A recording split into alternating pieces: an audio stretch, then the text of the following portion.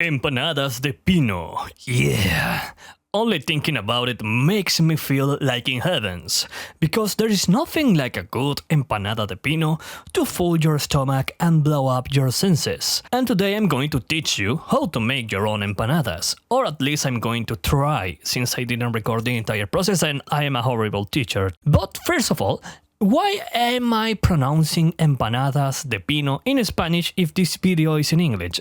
Well, to be completely honest with you, I really tried to find in Google for the exact translation of it, and it was a complete chaos. The first translation that I found was pie, but when I look up for images of pie in Google, the website showed me this, since even if it sounds different, that is how fit is rated in Spanish, pie. Then I searched for pie food and I found this, which looks exactly like an empanada, except it doesn't. And then I read the second possible translation and the result showed me this yellow lady, so I got really frustrated. But not as much when I look up for the third possible option, turnover.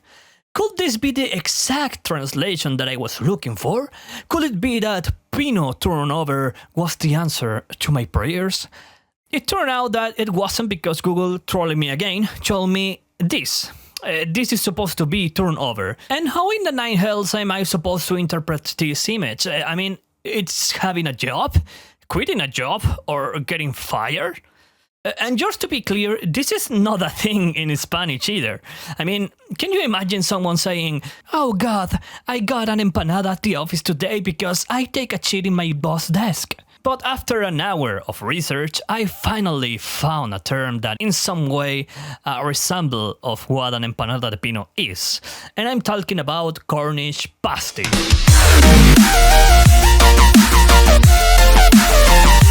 And then I realized that I don't know how to conjugate Cornish pasty with pino, so I'm so sorry guys, but at least until the end of this video, I'm just going to say empanada de pino. So what is an empanada de pino exactly? Long story short, an empanada de pino may look like this from outside if it's fried, or this if it's baked. The dough is soft and the filler is made of onion, meat and spices, a quarter or a half of a boiled egg, and a black olive. Also, and I don't know why, 50% of the sellers are going to put 1 or 2 golden rices in it. It's basically pure RNG. But that is the good thing about making your own empanadas, that you will know if your empanadas are going to have raisins or not. So the recipe that I'm going to show you now is our family recipe with all the legendary Chilean secrets. So, first of all, the pino, since we have to let this mix rest at least all overnight.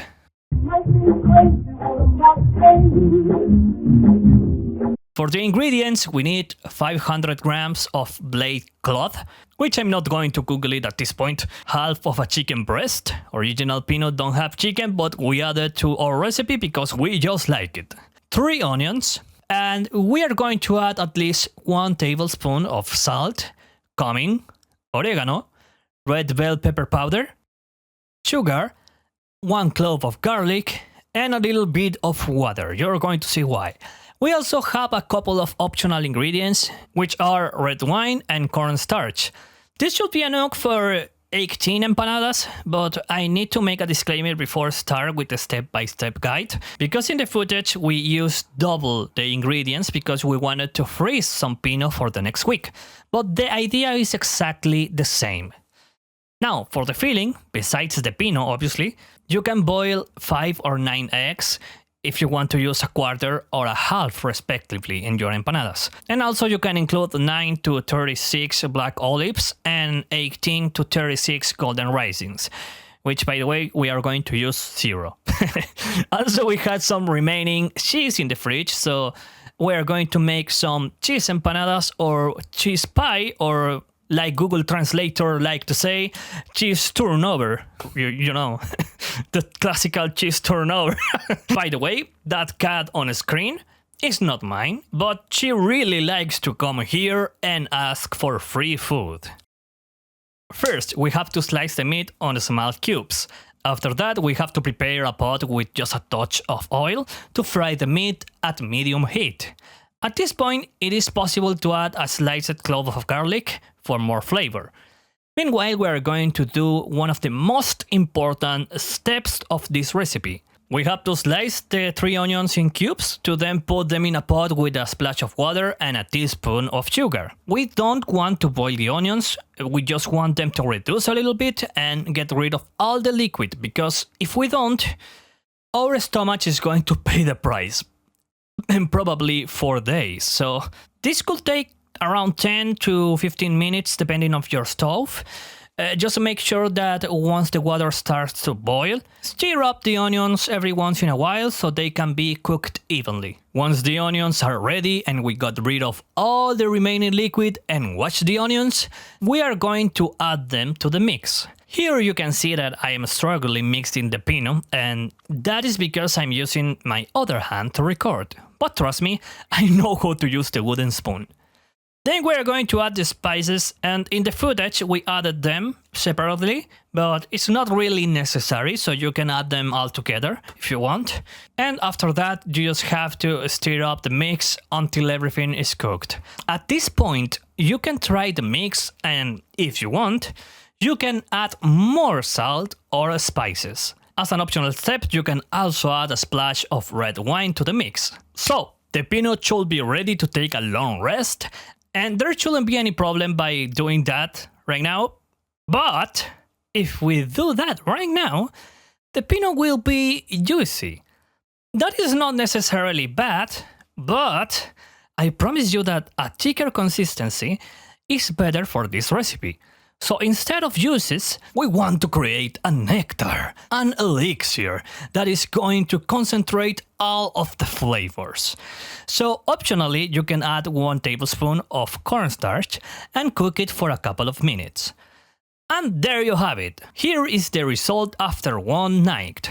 Now we mess up a little bit because we added an additional spoon of cornstarch, making it thicker as hell but a little bit dry. But trust me, it's not that bad, since the images that we are seeing now is from a cold pino. So if you get similar results, don't get scared, because once we fry the empanadas, you will see that the result will look much better. Now that the pino is ready, we will start with the dough.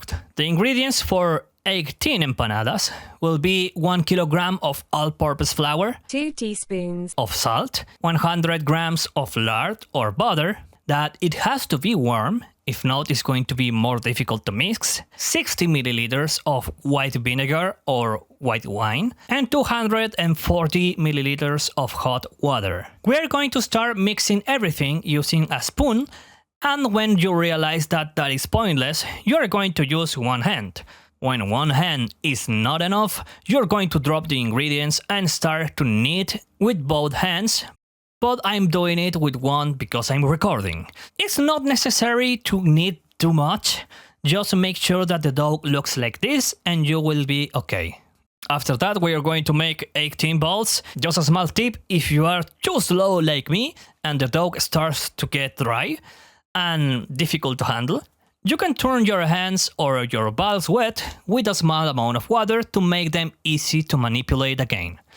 Then you are going to spread the dough with a rolling pin over a smoother surface, and the final result should be like this. Not so thin to prevent it from bursting out, and not so thick, cause please don't do that. Then you should add 2 tablespoons of pino and the rest of the ingredients you pick up. We use a little bit more than 2 tablespoons, and you will see why later. After that, add some water to the borders and close the dough like this, pressing with your fingers to prevent any leaking during the frying process. And finally, fold the rest of the dough and press again. Stab them to prevent them to explode like this guy right here, and you should be ready to fry them. Once the empanadas turn golden like sun rays, take them out of the oil and dry them on a wire rack. If you use paper right away, the result is going to be soggier, so don't do that. And this is how the final result should look like.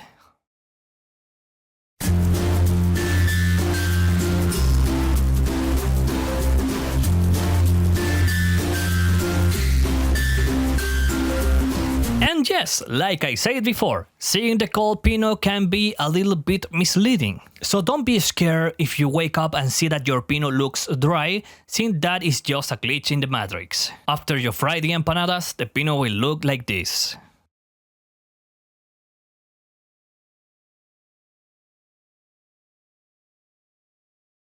And now you may be wondering why we added more than 2 tablespoons of pino to our empanadas. And well, that was just to make 14 empanadas de pino, and use the 4 remaining discs to make 10 small cheese empanadas. These are probably the second most popular in Chile because these are simple, delicious, and probably also because little kids usually go like, Mom, I don't like onions, black olive, and pino in general.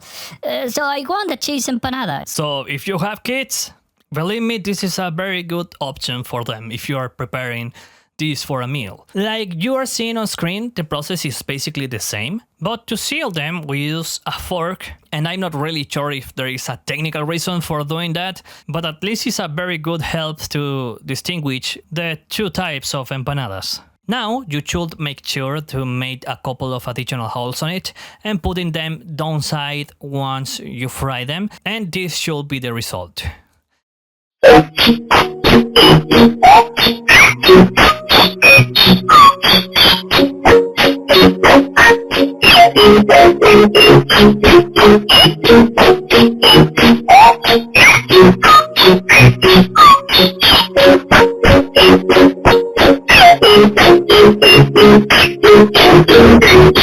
And now that you know how to make this delicious Chilean recipe, you can have it with red wine, a cold beer, a hot beer if you want, a cup of tea, which I prefer personally, some terremoto also, or if you are some degenerate, you can have your empanadas de pino with coffee. Also, if you want to check a recipe from a Chilean chef, you can check a video that I left in the description. The steps and some ingredients may vary, but the important thing is that the result is going to be delicious anyway. Also, the video is in Spanish, but you can activate the subtitles and use the automatic translation.